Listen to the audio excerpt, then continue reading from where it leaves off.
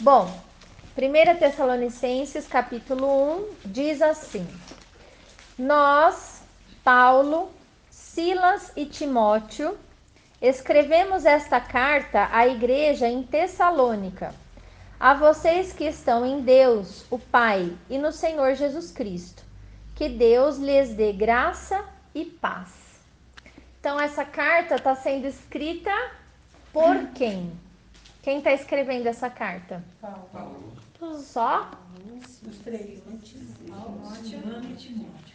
Silvano ou Silas. Por quê? Silvano é a forma grega do nome Silas. É a transliteração. Então, lembra quando a gente... por que Paulo? Mas não é Saulo? Não, Saulo é em hebraico. Paulo é em grego, tá? A mesma coisa, por exemplo, para nós, João, em português, é John, em inglês, tá? Então, é a transliteração do nome. Em algumas Bíblias está como Silvano, em outras Bíblias está como Silas, tá bom? Então, foram os três que escreveram essa primeira carta à igreja em Tessalônica. Tessalônica era uma cidade, tá? Tessalônica era uma cidade, na verdade, era a capital da Macedônia. Era uma cidade grande, era uma cidade que ficava na beira da principal rodovia romana daquela época. Então, ali era um centro globalizado da época, entendeu? Tinha muita gente na cidade, era uma cidade desenvolvida, tá? Muito rica, muito próspera. E ele escreveu a quem essa carta? A quem? A igreja ou aos crentes, aqueles que creem em Deus, ou aos cristãos, né? Os novos cristãos, né? Aqueles que acreditaram em Jesus. E ele inicia a saudação dizendo, né, que Deus lhes dê a graça e a paz. Então, essa carta não foi dirigida a qualquer pessoa. Ela foi dirigida a cristãos, a pessoas que já tinham aceitado o senhorio de Jesus Cristo nas suas vidas, certo? Pela fé. Sempre damos graças a Deus por todos vocês e os mencionamos constantemente em nossas orações. Quando oramos por vocês diante do nosso Deus e Pai, relembramos seu trabalho fiel, seus atos de amor e sua firme esperança em nosso Senhor Jesus Cristo. Então, a gente começa a perceber que essa igreja, esses irmãos que estavam em Tessalônica, eram pessoas muito queridas. Eram pessoas que viviam mesmo o evangelho, que manifestavam aqui um trabalho fiel em Cristo, que tinham atitudes de amor, né? E que tinha uma firme esperança em Jesus. Eles não eram pessoas assim que vacilavam na sua fé, né? Será que Jesus é o Messias? Não é? Será que ele vai voltar? Não vai? Não, eles eram firmes, né? Então, aí ele fala assim: sabemos, irmãos, que Deus os ama e os escolheu. Pois, quando lhes apresentamos as boas novas, ou melhor, o evangelho, as boas notícias, né, de Deus para a humanidade, não o fizemos apenas com palavras, mas também com o poder, visto que o Espírito Santo lhes deu plena certeza de que era verdade o que lhe dizíamos. E vocês sabem como nos comportamos entre vocês e em seu favor. Então, eles estão reafirmando que quando eles estavam ali pregando o evangelho para essas pessoas que não eram convertidas na ocasião, eles não convenceram essas pessoas com a argumentação deles, com as palavras, mas eles estavam contando com o poder do Espírito Santo para que essas pessoas fossem convencidas pela pregação do Evangelho. Então aqui já é um ensinamento para nós, né? nós precisamos saber que a pregação do evangelho, ela só é eficaz quando existe a presença do Espírito Santo que traz o convencimento a quem ele quer, certo? E ele fala assim, além de estarmos ali no meio de vocês com a presença do Espírito Santo, e por isso vocês foram convencidos daquilo que estávamos falando a respeito de Jesus, nós tínhamos um bom comportamento no meio de vocês. Então, olha, o testemunho, né, é o que abriu portas para que a pregação pudesse avançar em Tessalônica, tá? O comportamento e também o comportamento no meio das pessoas e em favor das pessoas. Então, o que a gente aprende?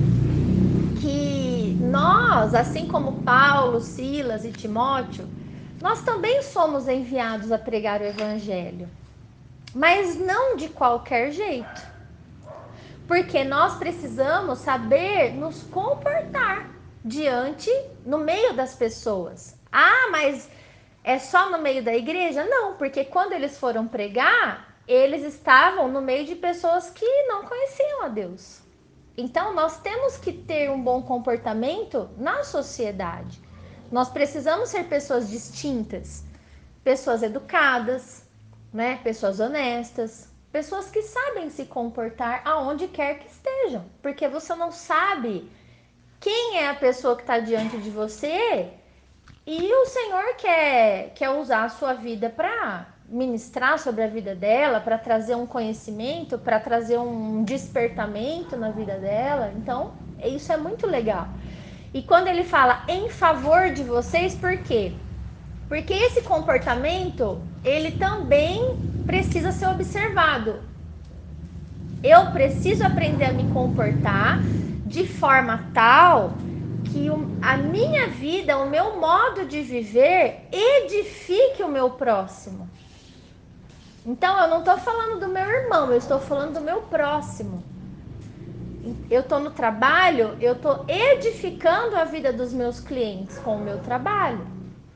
Eu estou em qualquer lugar, na escola, eu estou edificando a vida do meu amigo na escola. Então, esse comportamento distinto, diferenciado, né? É o que atrai as pessoas para o evangelho. Tá? Era assim que Paulo, que Silas, que Timóteo se comportavam no meio das pessoas, né? Com isso, tornaram-se exemplo. Em seu favor. Assim, no versículo 6. Assim, apesar do sofrimento que isso lhes trouxe, vocês receberam a mensagem com alegria que vem do Espírito Santo e se tornaram imitadores nossos e do Senhor. Então, quando Paulo chegou com o evangelho em Tessalônica, houve uma situação que trouxe muito sofrimento para aquelas pessoas. E a gente vai ler lá em Atos 17 o que aconteceu, tá? Mas apesar disso, eles não deixaram de acreditar em Jesus. Apesar do que aconteceu na ocasião, esses novos convertidos, eles não deixaram de olhar, que foi, Samanta? Eles estão fazendo ar. Eles não deixaram de olhar para o exemplo dos pregadores, tá? E do nosso Senhor Jesus Cristo. Com isso, tornaram-se exemplo para todos os irmãos na Grécia, tanto na Macedônia como na Acaia. Agora, partindo de vocês, a palavra do Senhor tem se espalhado por toda parte, até mesmo além da Macedônia e da Acaia, pois sua fé em Deus se tornou conhecida em todo lugar. Não precisamos sequer mencioná-la, pois as pessoas têm comentado sobre como vocês nos aconselharam e como deixaram os ídolos, a fim de servir ao Deus vivo e verdadeiro. Também comentam como vocês esperam do céu a vinda de Jesus, o Filho de Deus, a quem ele ressuscitou dos mortos e que nos livrará da ira que está para vir. Então, olha que interessante, da mesma forma, olha que igreja, né? Assim, gostosa de ver, né? A gente vê uns irmãos abençoados realmente, por quê? Porque eles conseguiram crer no evangelho, eles conseguiram ter uma referência do que é servir a Deus através da vida dos seus discipuladores, né?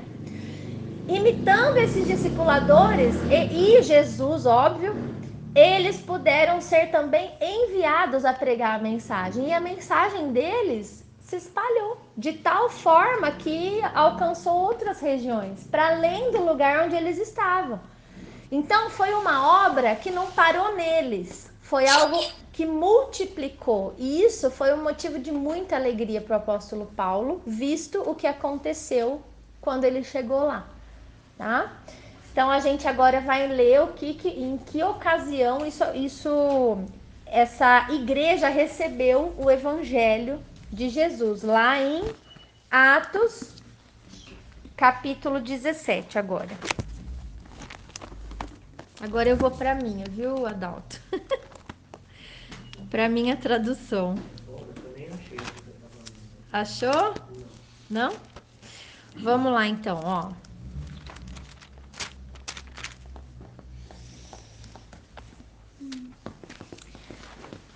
Tendo passado por Anfípolis e Apolônia, chegaram a Tessalônica, onde havia uma sinagoga de judeus.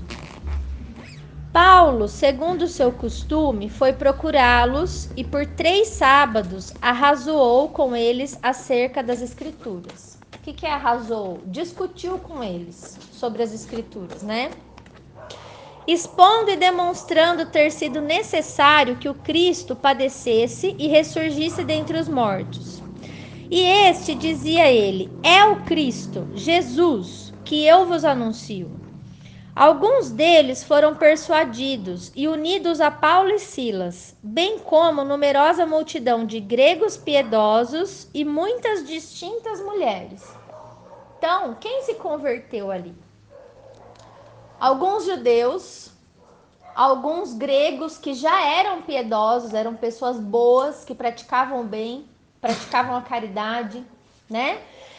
E mulheres distintas, mulheres finas, mulheres da alta sociedade, tá? Os judeus, porém, movidos de inveja, trazendo consigo alguns homens maus dentre a malandragem, ajuntando a turba, alvoroçaram a cidade e, assaltando a casa de Jason, procuravam trazê-los para o meio do povo. Porém, não os encontrando, arrastaram Jason e alguns irmãos perante as autoridades, clamando assim: estes que têm transtornado o mundo chegaram também aqui. Então, quem que é esse Jason? Esse Jason foi a pessoa que hospedou o apóstolo Paulo e Silas naquela cidade. Então, imagina você hospedar os apóstolos de Jesus, os servos de Jesus, e foram só 3 sábados. Não deu um mês de pregação. Algumas pessoas já se converteram e isso foi o suficiente para trazer inveja àqueles judeus que estavam lá na sinagoga pregando a antiga aliança. E aí, o que resolveram fazer? Resolveram fazer um plano para para prender eles, para acabar com isso. E o mais interessante é a forma como esses judeus se referiram a Paulo e Silas, né?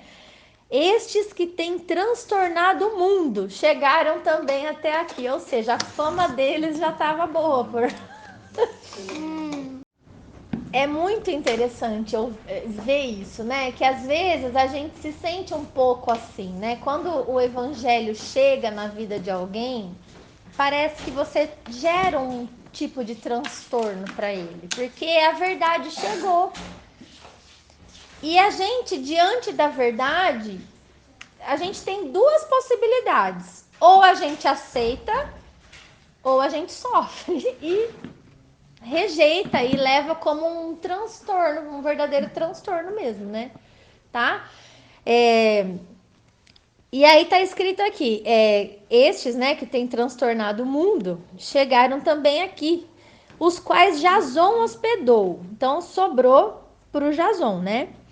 Todos estes procedem contra os decretos de César, afirmando ser Jesus outro rei. Tanto a multidão como as autoridades ficaram agitadas ao ouvirem essas palavras. Contudo, soltaram Jason e os mais, né, após terem recebido deles a fiança estipulada. Então, olha que situação. Ele foi preso e ele só pôde sair da prisão depois que ele pagou fiança. Imagina, você também quer ir dormir? Não, mas lá naquela época você podia ir preso por qualquer coisa, você não tinha que dar justificativa.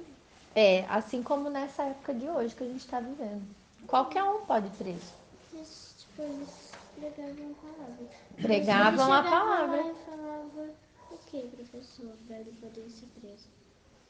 Falavam isso aqui, olha, que você hospedou pessoas que estão transtornando o mundo inteiro por causa da pregação de Jesus. Essas pessoas foram presas, o que não está muito longe de acontecer hoje em dia. Se vocês pararem bem para avaliar o nosso contexto hoje... Dependendo do país que você está falando, já está acontecendo, né? Dependendo de uma cabeça de ovo, vai, né? Exatamente. Então, a gente... E detalhe, Paulo e Silas, no capítulo 16 de Atos, eles acabaram de sair da prisão, viu? Eles foram açoitados, estavam na prisão. Se vocês lerem, você vai ver tudo isso. Justamente porque estavam pregando a palavra. Eles saem da prisão, vão para outra cidade e continuam fazendo o quê? Pregando a palavra, porque nada há contra a verdade. Então é maravilhoso quando a gente tem convicção da nossa fé, né? E é assim que a gente tem que ser. E esse exemplo, ele é tão forte, ele é tão avivado, ele é tão poderoso, esse tipo de comportamento, essa conduta de fé, que gera, que multiplica pessoas assim. Por isso que bastou 3 sábados de pregação ali. Dá frutos, né? É maravilhoso. Aí, olha o que aconteceu. Tanto a multidão como as autoridades ficaram agitadas, né? Bom, ele pagou a fiança, versículo 10. E logo durante a noite, os irmãos enviaram Paulo e Silas para Bereia, que era uma cidadezinha ali perto. Tiraram ele de Tessalônica. Ali chegados, dirigiram-se à sinagoga dos judeus. Então, olha o que eles foram fazer de novo. Foram lá, exatamente lá. Ora, estes de Bereia, Marcinha, eram mais nobres que os de Tessalônica. Por quê? Porque eles receberam a palavra com toda a avidez, examinando as escrituras todos os dias para ver se as coisas eram de fato assim. Então, olha a nobreza desses lá de Bereia. O que eles faziam? Paulo ia lá na sinagoga, ele pegava o Antigo Testamento e falava, tá vendo aqui o Messias prometido aos profetas? Tá vendo essas profecias de que iria vir? Desde Moisés, tem todos os livros falam de Jesus. Ele veio e é Jesus. E ele morreu e ressuscitou e tal. E aí, o que eles fazem? Ao invés deles atacarem Paulo e Silas, eles iam conferir de novo nas escrituras. Então, eles anotavam e iam reler e tentar buscar a verdade. Por isso, eram mais nobres. Né? Então, esse é um comportamento que todo cristão deveria ter. Às vezes, nós somos confrontados com o nosso pecado. O que a gente tem que fazer? A gente tem que brigar com quem pregou ou sair da igreja ou abandonar o barco? Não. A gente tem que buscar na palavra aquilo, o fundamento, e saber se é daquela forma mesmo que foi dito. Porque se for, você precisa mudar.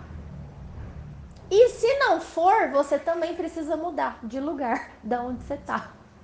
Estão falando coisa errada para você. Não é verdade? É isso, tá? Tudo a gente tem que procurar na palavra. A palavra é a base da nossa fé, tá? Com isso, muitos deles creram, porque tinha base bíblica, né? O que Paulo pregava. Mulheres gregas de alta posição e não poucos homens. Mas logo que os judeus de Tessalônica souberam que a palavra de Deus era anunciada por Paulo, também em Bereia, foram lá excitar e perturbar o povo. Ó a perseguição. Então os irmãos promoveram sem detença a partida de Paulo para os lados do mar. Porém Silas e Timóteo continuaram ali. Os responsáveis por Paulo levaram-no até Atenas e regressaram trazendo ordem a Silas e Timóteo para que o mais depressa possível fossem ir ter com ele. Então, o que Paulo fez? Paulo teve que ir embora de lá. Não teve jeito, por causa da perseguição. Mas ele deixou os 2 filhos dele na fé, que eram mais experientes, para cuidar daquele pessoal, daquela gente nova convertida ali. Só que ele pediu que eles fossem o quanto antes ver Paulo, que eles não ficassem muito tempo ali com aquele pessoal. E foi o que aconteceu.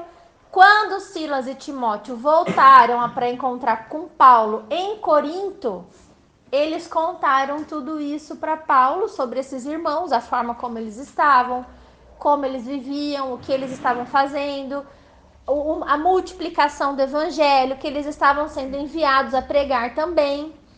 E aí é quando Paulo então resolve escrever essa carta, essa primeira carta a esses irmãos em Tessalônica, entenderam? Então foi uma pregação relâmpago, entendeu? Por isso que a obra, ela é toda atribuída ao Espírito Santo de Deus. E aí aquela frase, né, que a gente precisa aprender, né? A gente nunca vai ter uma segunda chance de causar uma primeira boa aparência. Uma primeira boa impressão, entendeu?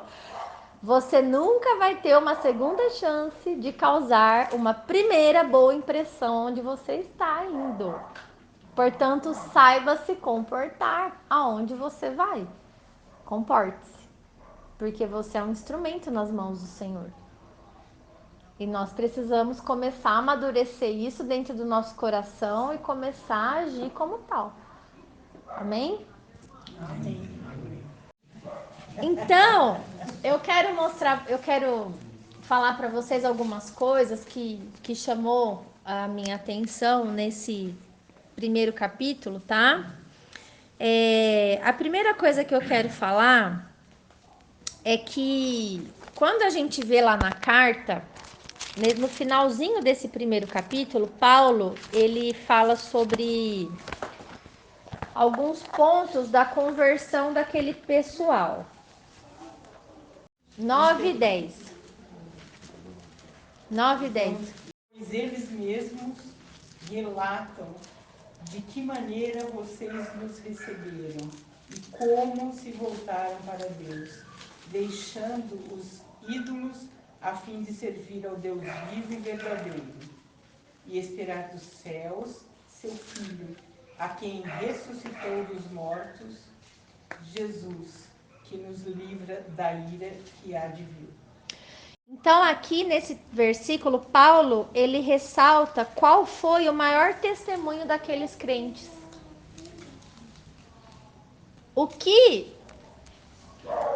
Qual foi o comportamento que aquelas pessoas tiveram que revelaram que eram irmãos em Cristo? De Paulo, de Timóteo e de Silas. 3 comportamentos deles. Primeiro, eles acolheram os apóstolos e os irmãos com amor. Eles hospedaram, eles acolheram. Quantas vezes nós somos rejeitados ou desprezados quando tentamos levar ou falar de Jesus para alguém, ou levar uma explicação de algum texto, de uma passagem, não é? Então, acolher a palavra, acolher um enviado de Deus é um testemunho de que você se interessa e que você se faz um irmão. Outro, abandonaram os ídolos para servir ao Deus vivo. Quando a gente olha para aquele contexto ali daquelas cidades, né, gregas, Atenas, né, a gente vê a idolatria, a presença da adoração a outros deuses na vida daquelas pessoas. Então eles eram pagãos idólatras. E foi ali que Paulo pregou, né? Às vezes a gente também tem uma certa timidez, a gente tem um preconceito. Ah, aquela pessoa já tem a religião dela, ou já serve a determinada divindade. Eu nem vou falar de Jesus, porque ela não vai querer mesmo, né? Como você sabe que ela não quer Jesus? Será que ela não está tentando chegar a Deus por esse caminho que ela aprendeu? Talvez dos pais, ou numa época em que ela buscou e só teve apresentado na vida dela esse caminho. Ela não teve uma oportunidade de compreender, né, de fato, como as coisas funcionam para Deus, né? Não deve ser fácil pregar para os gregos, hein? Já pensou? Ah, mas tem gente mais difícil para pregar. Nossa, tem Deus para cada coisa, né? O Deus do amor, Deus do sol, Deus da lua, Deus da água, Isso. e tinha Deus para tudo. Aí você chegar lá e falar que um Deus só, que não é fácil não. Né? Não é mole não, tem que ser astuto, tem que ser esperto, né? E o terceiro testemunho desses crentes é que eles esperavam a volta de Jesus com confiança. A esperança deles estava em Cristo. Se eles esperavam a volta do Filho de Deus com convicção, é a revelação da fé deles. Eles tinham fé em Jesus, verdadeiramente, porque só espera Cristo quem crê. Tem gente, eu conheço pessoas, já conheci pessoas que estão em determinada igreja ou religião e não acreditam que Jesus vai voltar. Acham que Jesus não vai voltar. Faz 2000 anos não vai voltar nada. Ou entende que a volta de Jesus não é bem assim, literal. É de uma outra forma, entendeu? Então, olha só como as coisas são. Se você não pregar, se você não explicar, se você não tiver esse coração, quem vai fazer? Paulo teve que ir embora de lá, gente. Paulo não pôde fazer praticamente nada. Eram eles que tinham que ser enviados mesmo, entendeu? E foram. E o negócio avançou. Então é muito interessante. Às vezes a gente fala, mas eu não tenho essa capacitação. Mas nem eu tenho. É o Senhor que nos capacita. Ele nos envia e ele nos capacita. Ah, mas eu não sei tudo. Mas eu também não sei tudo. Mas o pouco que você sabe já é muito para o seu colega que não sabe nada. Não é? Então é assim, né? E aí, dentro dessa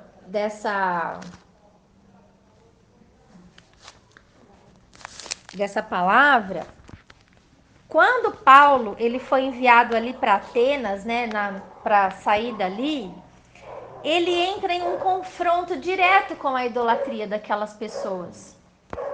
Como ele comentou, não deve ser fácil. Mas olha como Paulo fez.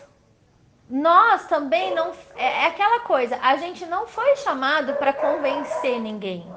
Nós fomos chamados para trazer a verdade de uma forma A verdade, gente, falar a verdade não é ser grosso com as pessoas, não é ofender as pessoas, não é acabar com o seu irmão.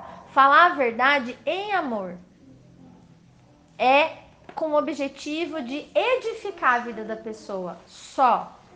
Quando a gente se concentra nisso, a gente libera amor e o amor é o que faz tudo. Então, aqui a gente está lendo Atos 17, né? Nesse contexto aí que eu estou falando do que aconteceu ali em Tessalônica. Quando ele estava em Atenas, olha o que a palavra conta. Enquanto Paulo os esperava em Atenas, o seu espírito se revoltava em face da idolatria dominante na cidade. Ele olhava e ele ficava revoltado de ver o que estava acontecendo ali. Por causa disso, ele dissertava na sinagoga entre os judeus e os gentios piedosos, e também na praça, todos os dias, entre os que se encontravam ali. Então ele não ficava só revoltado e guardava para ele procurava fazer algo. É aí que tá a diferença, né?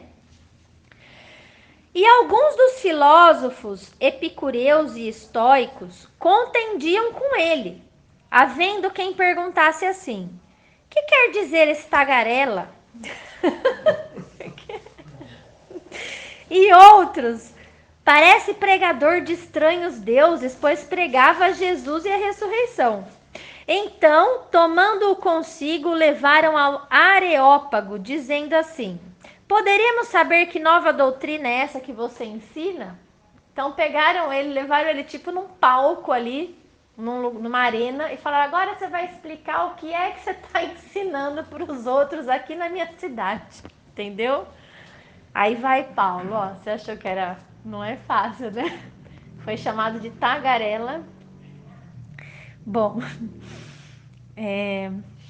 posto que nos trazes aos ouvidos coisas estranhas, queremos saber o que vem a ser isso. Pois todos os de Atenas e os estrangeiros residentes de outra coisa não cuidavam, senão de dizer ou ouvir as últimas novidades. Então Paulo, levantando-se no meio do Areópago, disse: senhores atenienses, em tudo vos vejo acentuadamente religiosos. Porque, passando e observando os objetos do vosso culto, encontrei também um altar no qual está inscrito: ao Deus desconhecido. Eles tinham tantos deuses que tinha um que eles colocaram ali. Esse é o desconhecido, a gente não sabe. Olha isso. Pois esse que adorais sem conhecer é precisamente aquele que eu vos anuncio. Ó como ele fala sério, hein? Você não ia ter essa sacada, não é? O Deus que fez o mundo e tudo que nele existe, sendo ele Senhor do céu e da terra, não habita em santuários feitos por mãos humanas. Puta, acabou com eles, né? Tipo... Não era qualquer um, né? Poxa, olha isso. Históricos eram a alta classe intelectual da Grécia, de Atenas. Filósofos gregos, gente. Isso daí influencia até hoje as escolas do mundo inteiro. Imagina? Vai pensando. O que Paulo... Sêneca, que é um dos grandes filósofos históricos, é contemporâneo de Paulo. Então ele não estava lá, mas não sei, ele não fala se ele estava ou não, mas partiu dali. Mas a ideia dele, a filosofia, a cultura estava ali. Estava ali. Paulo estava destronando a mentira. E também subir no Areópago, só podia subir filósofo para discursar. Então Paulo também foi recebido como um sábio. Sábio que ele era, né? Você vê, isso tudo através da presença do Espírito Santo. É Deus que faz isso com a gente. É Deus que coloca a gente em lugares altos para a gente poder expor a palavra, a verdade, né? E aí ele fala assim, olha... esse Deus, né, que fez o mundo, gente, ele não é servido, ó, ele não habita em santuários feitos por mãos humanas, nem é servido por mãos humanas como se de alguma coisa precisasse, pois ele mesmo é quem a todos dá vida, respiração e tudo mais. De um só fez toda a raça humana para habitar sobre a face da terra, havendo fixado os tempos previamente estabelecidos e os limites da sua habitação, para buscarem a Deus, se porventura tateando o possam achar, bem que não está longe de cada um de nós, porque nele vivemos e nos movemos e existimos, como alguns de vossos poetas têm dito, porque dele também somos geração. Então, Paulo está dizendo o que aqui? Gente, nós existimos para... aqui, ó,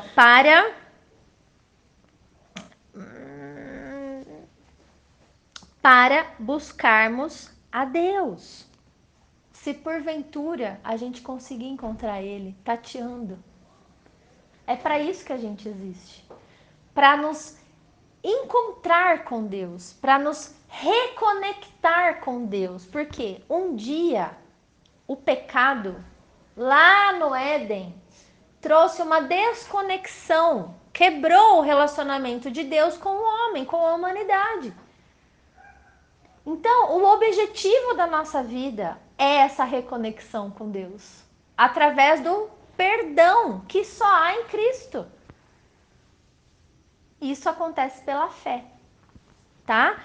Ele diz assim, olha, sendo, pois, geração de Deus, não devemos pensar que a divindade, né, o divino ou Deus, é semelhante ao ouro, à prata ou à pedra, trabalhados pela arte e imaginação do homem.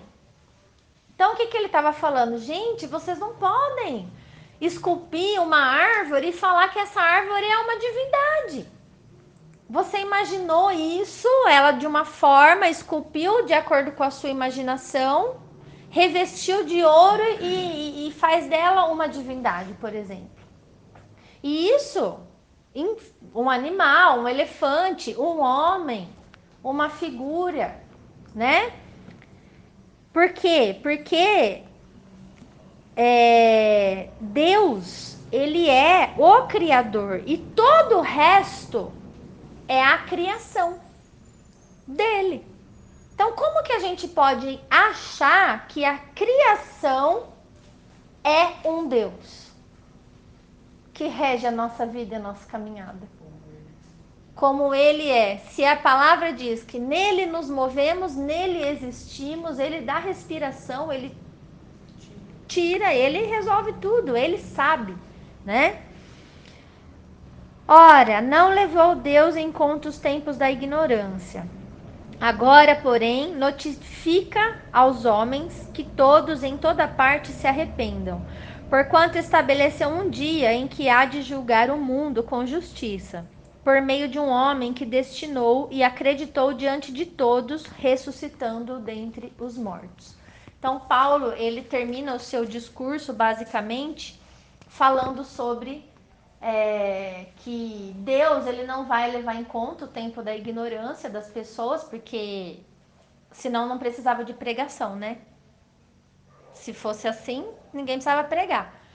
Mas ele enviou os pregadores porque as pessoas precisam conhecer. Então, ele não leva em conta o tempo da ignorância, mas ele, depois que a gente sabe dessas coisas, ele notifica, ele determina, ele ordena que nós temos que deixar os ídolos, né? Por quê? Porque haverá um julgamento. Nós prestaremos contas disso, tá? Aí ele termina aqui. Quando ouviram falar de ressurreição de mortos, uns escarneceram e os outros disseram: sobre isso te ouviremos em outra ocasião. A essa altura, Paulo se retirou do meio deles. Houve, porém, alguns homens que se agregaram a ele e creram. Entre eles estava Dionísio, o Areopagita, uma mulher chamada Damares, e com eles outros mais. Esse Areopagita devia ser alguém que trabalhava ali no aerópago, né? Tá? Então, alguns creram, outros não creram, mas o que Paulo fez foi entregar a verdade e partir para o propósito que ele tinha mais à frente ali, tá? Então, eu quis falar sobre essa questão dessa revolta de Paulo, quando ele passa ali e vê aquele nível de idolatria, né?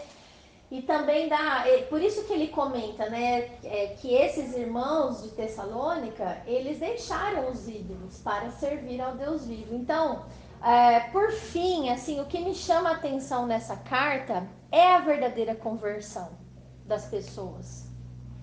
É uma carta que anima a gente, eu acho. Porque existem pessoas que se convertem verdadeiramente a Deus. Vale a pena você trazer a palavra, né? A verdade. Apesar das dificuldades, né? Como a gente leu também, Paulo, ele foi, de certa forma, ele passou vergonha, ele foi humilhado, né? Por causa dele, o cara passou o maior transtorno. Então, assim, toda essa tribulação ali, por isso que ele comenta também, mesmo em face daqueles problemas que foram gerados ali por causa disso, as pessoas não deixaram de crer nele, né? Na palavra dele. E isso é mais gratificante ainda, porque nem tudo são flores, né? A gente tá no mundo, mas nós não somos do mundo. E aí a gente também não tem que ficar se preocupando em agradar as pessoas. Já pensou se Paulo fosse ficar preocupado em agradar o Jason? O que Paulo era alguém perseguido por causa da verdade, tá? Então, eu anotei algumas coisas aqui sobre a conversão, né? Eu acho que a gente tem que entender o seguinte: a mensagem da pregação é a redenção. A nossa mensagem é essa: é que Jesus Cristo perdoou a humanidade dos seus pecados. Então é aquilo, não importa o que a gente fez, o que importa é o que a gente fará daqui para frente. A partir do momento que vem o perdão sobre a nossa vida, foi rasgado um escrito de dívida que constava contra nós. Não existe mais argumentos do mal e nem das pessoas contra nós. Acabou. Se Jesus te perdoou, quem vai te condenar? Isso está na palavra, né? Então, essa é a mensagem da pregação, mas ela carrega consigo uma finalidade. Para que nós pregamos isso? Para que você vai ser enviado a pregar essa mensagem para as pessoas? O que Deus quer fazer com a vida? Por exemplo, a vida do Ronaldo. Por que eu vou falar isso para ele? O que Deus quer gerar na vida dele com essa pregação minha? A adoração dele. O que Deus quer? Reconectar o relacionamento dele com o homem. No caso dele com o Ronaldo. Eu não vou pregar para o Ronaldo se conectar comigo. Eu vou pregar para o Ronaldo se conectar com o pai dele. Através do quê? Da adoração. É isso. Entenderam?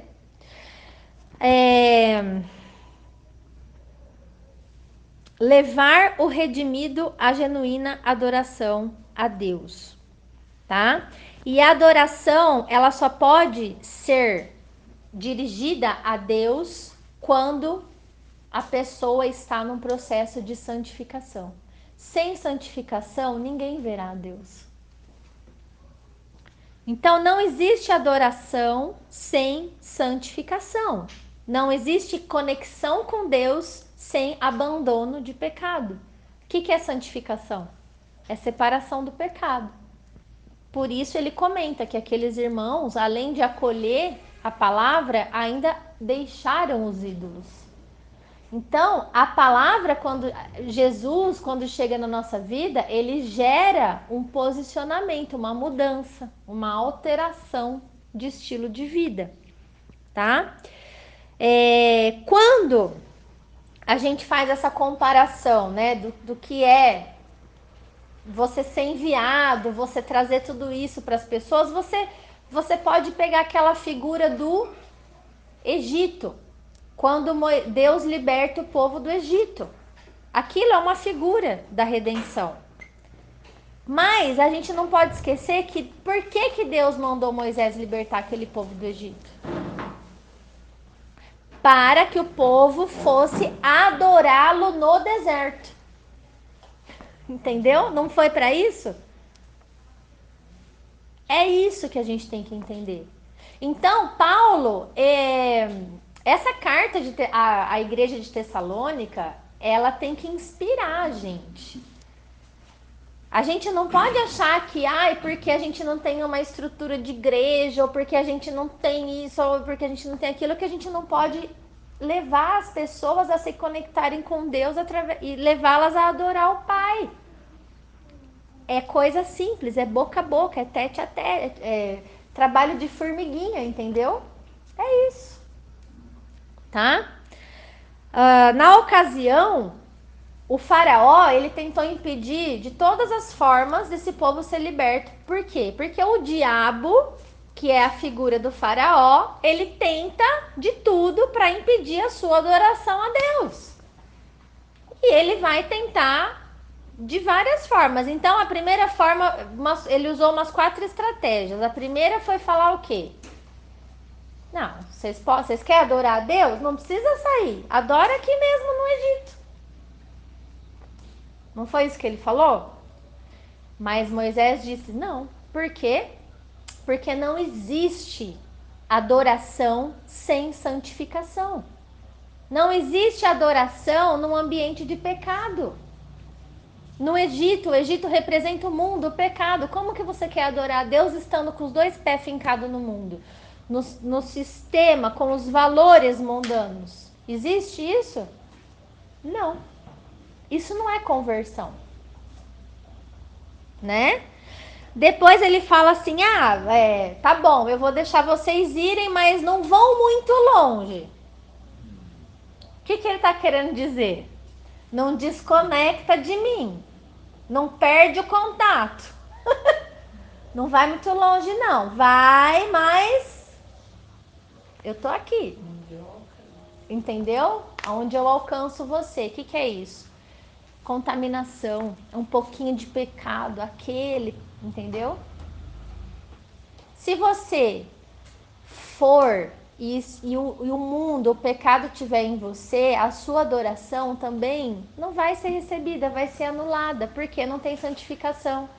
Então o diabo ele não está preocupado. Se ele conseguir anular, está anulado. Aí depois ele falou o quê? Não, Moisés bateu o pé, não. Nós vamos e vamos de vez, acabou. Cortamos o vínculo. Chega de influência maligna na nossa vida. O que ele falou? Tá bom, vai só os homens, as mulheres e as crianças ficam. Por que será? Quem é o vaso mais frágil da casa? Quem a cobra enganou no Éden? Então, né? Aqui eu consigo manipular, eu consigo influenciar. Você vai, mas... E aí, o que tá dizendo? Que existe adoração, como que eu vou dizer? Como pode um homem abandonar a sua família e adorar a Deus sozinho? Existe isso? O que a palavra diz? Aquele que não tem cuidado dos seus é pior, negou a fé e é pior que o descrente. Não faz sentido. Deus não recebe a adoração de um homem desse. Está escrito até em Pedro, lá, 1 Pedro, quando ele fala, olha, homens, maridos, né? Vocês têm que tratar a mulher de vocês com dignidade, com discernimento, sabendo que é o vaso mais frágil, né? Que ela tem os problemas dela. Porque se vocês não fizerem isso, as suas orações serão interrompidas.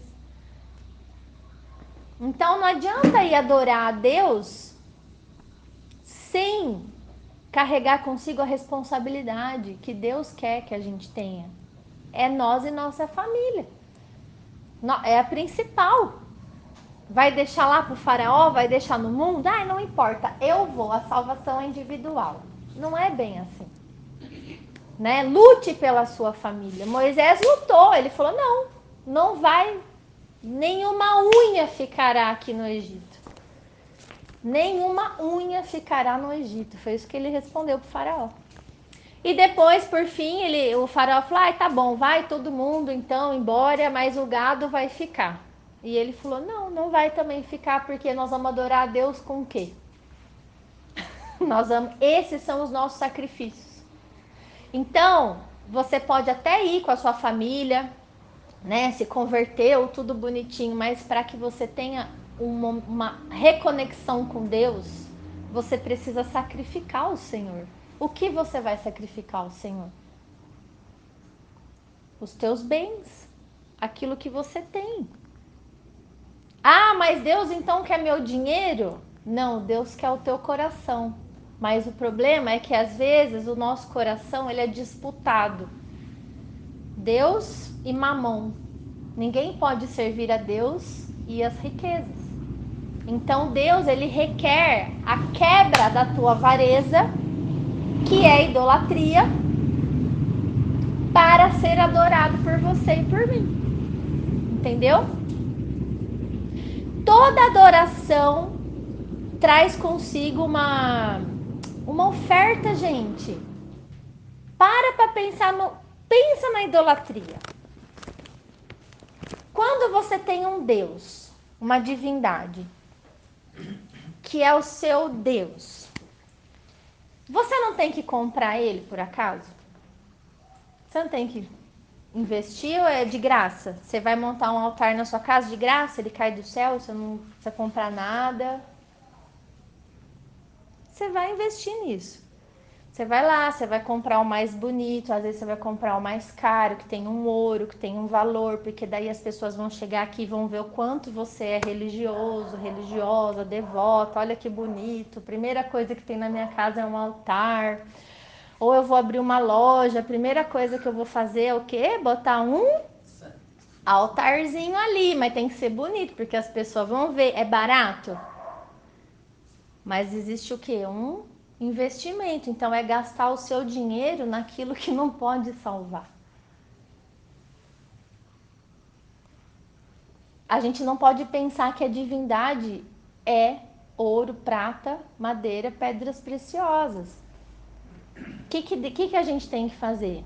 O que Deus quer? Esse investimento, esse recurso, ele tem que ser revertido aonde? O que vocês acham?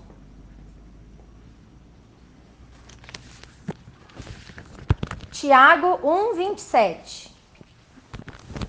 Quem abrir pode ler.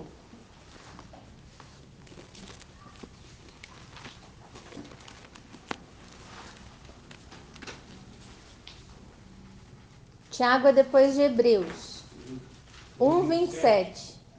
A religião pura e sem mácula para com o nosso Deus e Pai é esta: visitar os órfãos e as viúvas nas suas tribulações, e a si mesmo guardar-se incontaminado do mundo. Então, o que a gente tem que fazer? O que Deus quer? Como que é essa nossa adoração? A quebra da nossa avareza? Fazer o quê? Socorrer. Socorrer quem? Aqueles que precisam. Certo? É aí que tem que estar o nosso dinheiro. Entendeu? Não na quebra do mandamento. Não na idolatria. Toda adoração exige uma oferta. Paulo, quando ele estava lá em Corinto, de onde ele escreveu essa carta a Tessalônica, ele falou quanto à oferta. Olha o que ele escreveu no 1 Coríntios 16. Quanto à coleta para os santos, quem eram os santos? Os convertidos, aqueles que se santificam, que se separam do pecado. Fazei vós também como ordenei as igrejas da Galácia. No primeiro dia da semana, que é domingo, cada um de vocês ponha de parte em casa, conforme a sua prosperidade, e vá juntando, para que se não façam coletas quando eu for. E quando tiver chegado, enviarei com cartas para levarem as vossas dádivas a Jerusalém àqueles que aprovardes. Então, o socorro, o dinheiro era para as pessoas que estavam na fé. Não era para ajudar todo mundo igual a gente faz. A gente dá esmola, acha que está servindo a Deus. Não é isso. É para os santos. Quando ele orienta Timóteo, que era um jovem pastor, ele fala sobre... A gente não acabou de ler que a verdadeira religião é socorrer os órfãos e as viúvas nas suas necessidades, né? Ele está orientando Timóteo sobre as viúvas. Olha o que ele fala aqui, 1 Timóteo 5. Honra as viúvas verdadeiramente viúvas.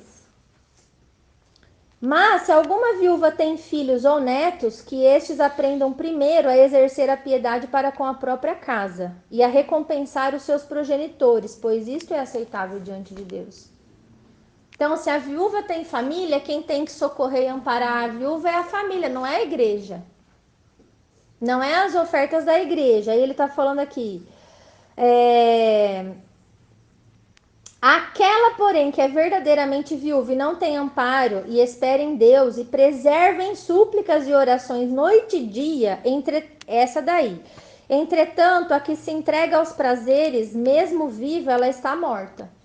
Porque ela não está casada e está com um namoradinho, por aí.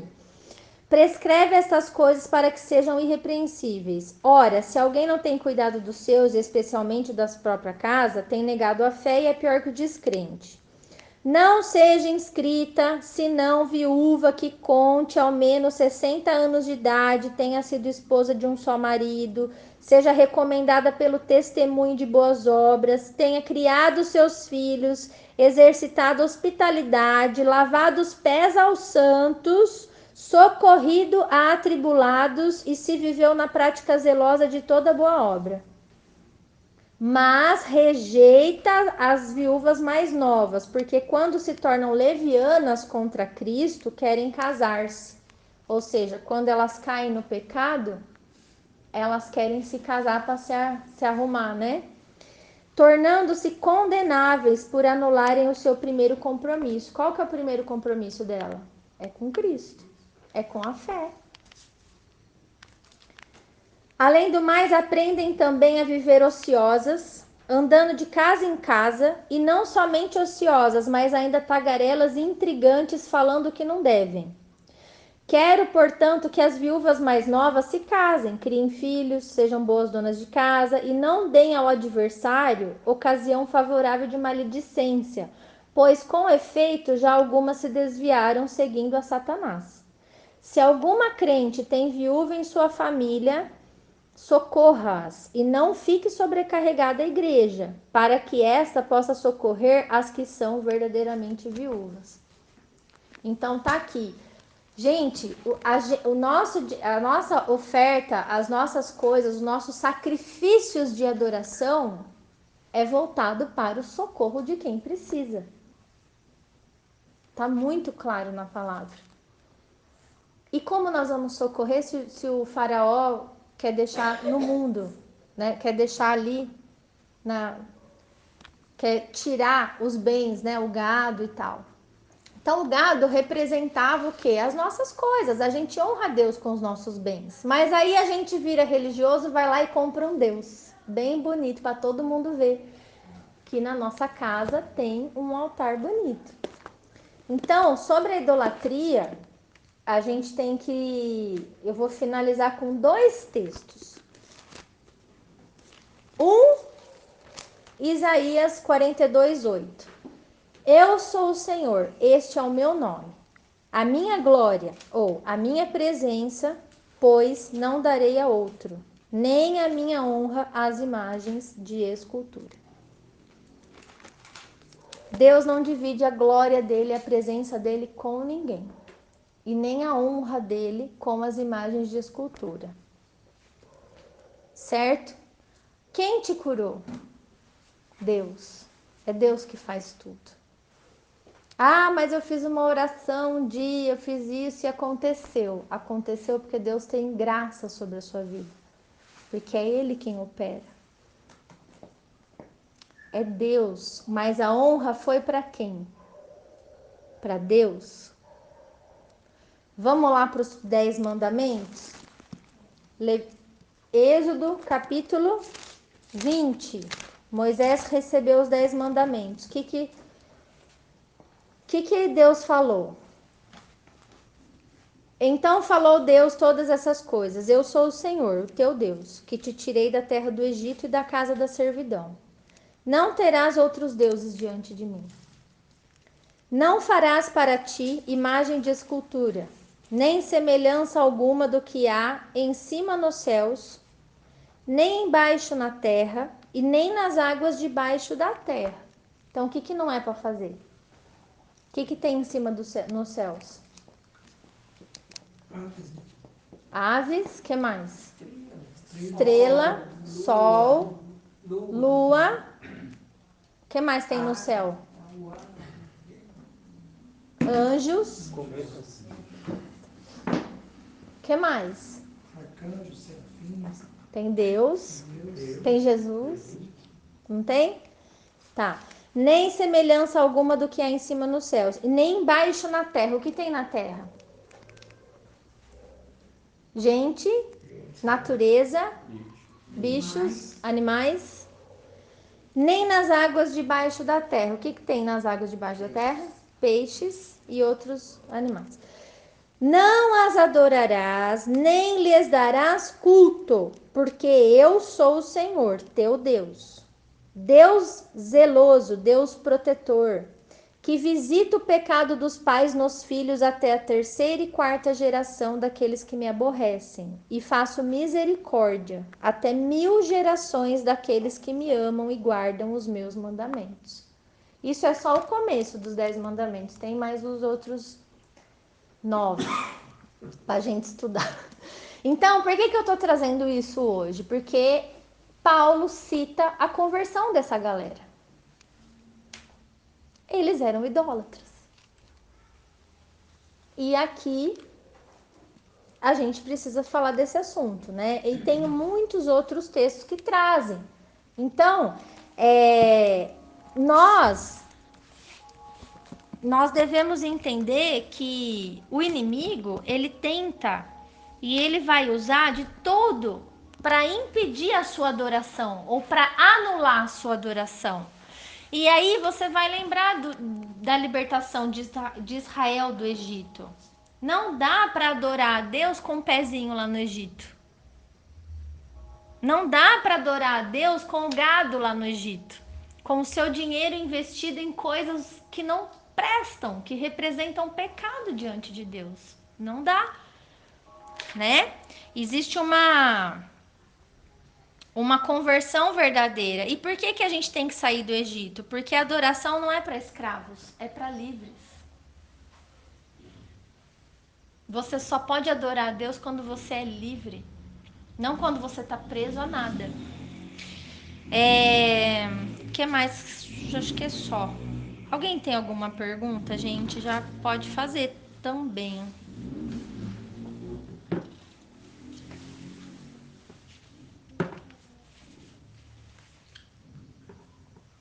Tá tudo certo?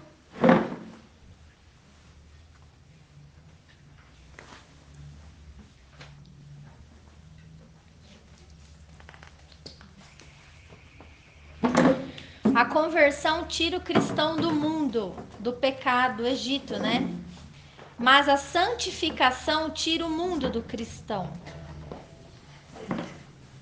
Vocês entenderam isso?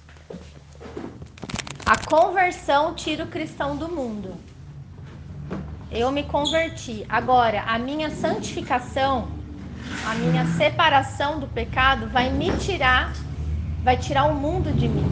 Então, tudo aquilo que não agrada a Deus, que não me conecta com Deus, que quebra o mandamento de Deus, né? Que impede a revelação, a presença dele na minha vida, precisa ser deixado para trás. Isso é uma evidência da nossa conexão com o Pai. Amém?